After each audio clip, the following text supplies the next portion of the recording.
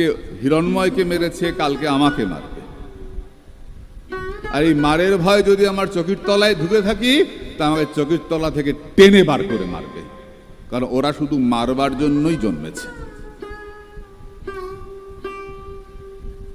এই করে করে একদিন আফগানিস্তান হিন্দুর দেশ ছিল, আমরা আফগানিস্তান ছেড়েছি, আমরা পাকিস্তান ছেড়েছি, আমরা বাংলাদেশ ছেড়েছি, এরপর আমরা পশ্চিম বাংলাও ছেড়ে যেতে হবে আমাদের। ওই গ্রিল দিয়ে দরজায় ব্যবসা সামলানো যাবে না। যখন দোকান লুট হবে, তখন আমি কিছু না বললেও লুট হবে, আমি ঘরের চকির তলায় লুকিয়ে থাকলেও লুট হবে। তাই সাপ যেমন ফনা তুললে কি করতে হয়, সাপকে দমন করতে হয়, তেমনি ধর্মের বিরুদ্ধে যারা ফনা তুলবে তাদেরকে প্রতিরোধ করতে হবে। ওই লজ্জায় লেজ গুটিয়ে পালিয়ে গেলে, ভয়ে লুকিয়ে থাকলে তোমাকে ছাড়বে না। বাংলাদেশে ছেড়েছিল? ছাড়ে নাই না? শুধু একটা জেলাতেই ৭২,০০০ মেয়েকে তুলে নিয়ে গেছিল খান সেনারা। এমন ঘটনা আছে যে কতগুলো মেয়েকে তুলে নিয়ে গিয়ে আটকে রেখেছে ওদের ক্যাম্পের মধ্যে, আর চূড়ান্ত অত্যাচার করছে। সে অত্যাচারের কিছু কাহিনী আমার কাছে লেখা আছে, তুই মনে করো তোমরা, আমি তোমাদের পড়াতে পারি। কয়েকটা মেয়ে লজ্জা পেয়ে গলায় কাপড় দিয়ে আত্মহত্যা করলো। ৮ জন সহ্য করতে পারছে না অত্যাচার, তখন গলায় কাপড় দিয়ে আত্মহত্যা করলো। তারপর কি করলো, মেয়েগুলোর সবার শরীর থেকে কাপড় খুলে নিল।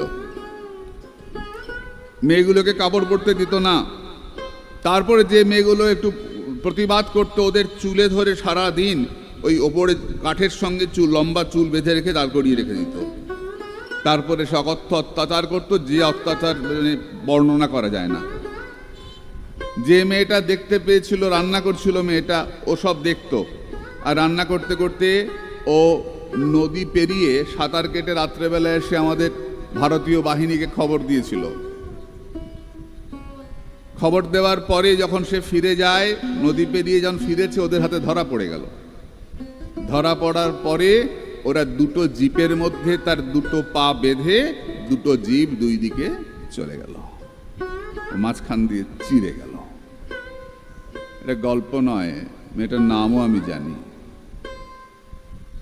এটা ঘটনা, আমি দেখি নাই, আমার বাপ দাদারা দেখেছে।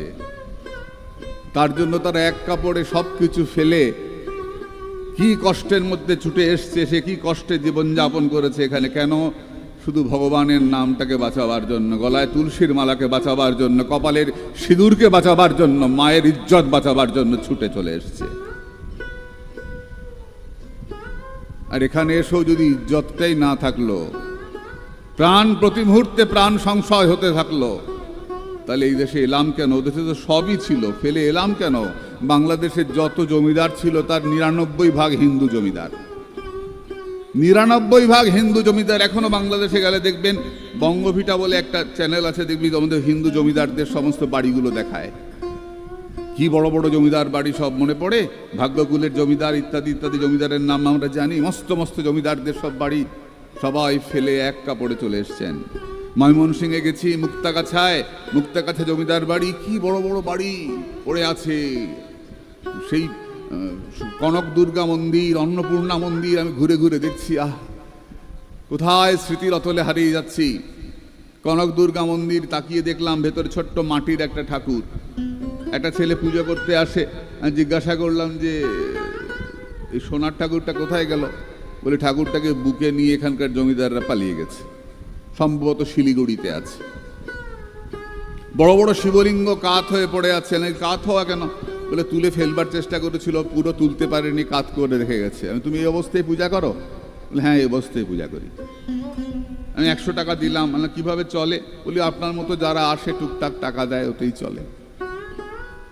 বড় বড় শিবলিঙ্গ, রাজার বাড়ির শিবলিঙ্গ, সব কাত হয়ে হয়ে এদিক ওদিক পড়ে আছে। তারপর দাঁড়িয়ে ছবি তুলছে। কি দুর্ভাগ্য! আপনি কি চান যে আমাদের এই রবীন্দ্রপল্লীও একদিন ওই রকম হয়ে যাক, ব্যারাকপুর একদিন হোক? যদি না চান, তাহলে নিজের সন্তানকে গীতা পড়ান, নিজের সন্তানকে চণ্ডী শিক্ষা দিন, নিজের সন্তানকে মাথা উঁচু করে দাঁড়াতে শেখান, চকির তলায় ঢুকতে শেখাবেন না। ঘরে ঘরে ত্রিশূল পূজা করুন, এই ত্রিশূল ব্রহ্মা বিষ্ণু মহেশ্বর আমাদেরকে রক্ষা করবে। আরে মরবি তো মরবি, অত্যাচারিত হয়ে মরবি কেন? বীরের মতো মর।